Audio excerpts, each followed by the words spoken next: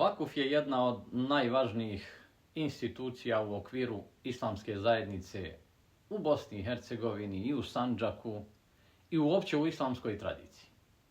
To je imetak koji se trajno izdvoji u ime Allaha dželešanuhu, a njegova korist ostaje ljudima, generacijama do sudnjega dana, dok nagrada za vakifa teče i nakon njegove smrti.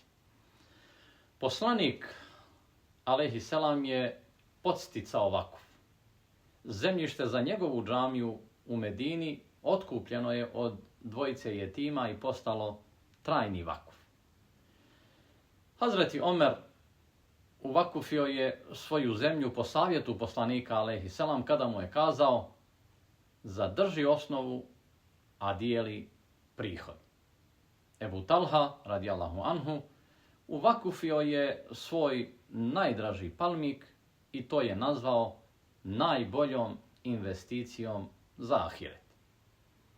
Kaaba časna, čije temelje je podigao Ibrahim alejhi selam, primjer je univerzalnog vakufa, mjesta koje pripada svim vjernicima. Skoro svaki ashab, a oni su najbolja generacija, imao je svoj vakuf. Zahvaljujući vakufima jačala je vjera i zajednica, razvijali su se obrazovanje, briga o siromašnima i uopće dobro. Na području Bosne i Sandžaka vakufi su stoljećima bili temelj vjerskog, obrazovnog, pa i ekonomskog razvoja. Gradile su se džamije, medrese, mostovi, česme i brojne javne ustanove.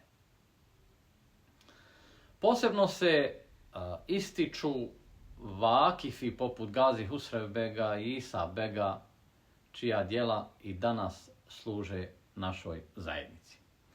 Vakufi su sačuvali, ako možemo kazati, našu vjeru, identitet i dostojanstvo našeg naroda kroz historiju sve do današnjeg dana. Danas je nužno imati i jačati vakufe i u dijaspori.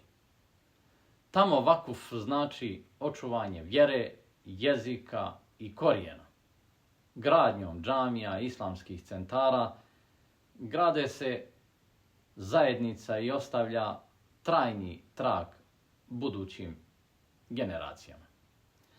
Neprocjenjiva je čast našim vakifima današnjice da se shodno svojim mogućnostima uvrste u red vakifa od Adema alejhi selam, Ibrahima alejhi selam i Muhammeda alejhi selam, pa do Gazi Husrev bega, Isa bega i mnogih drugih vakifa. Učimo mlađe generacije šta je vakuf i zašto je važan.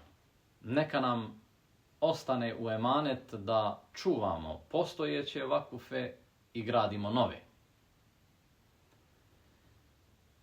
Svima nama koji smo makar i najmanje uvakufili, molimo Gospodara da nam to bude zalog za džennet, inša Allah.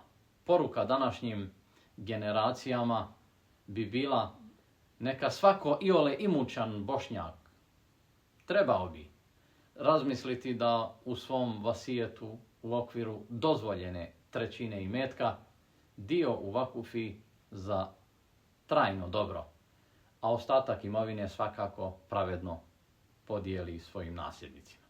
Time se spaja odgovornost i prema porodici i odgovornost prema ahiretu. Pošaljimo dobro ispred sebe da to tamo i dočekamo, ako Bog da, inša Allah.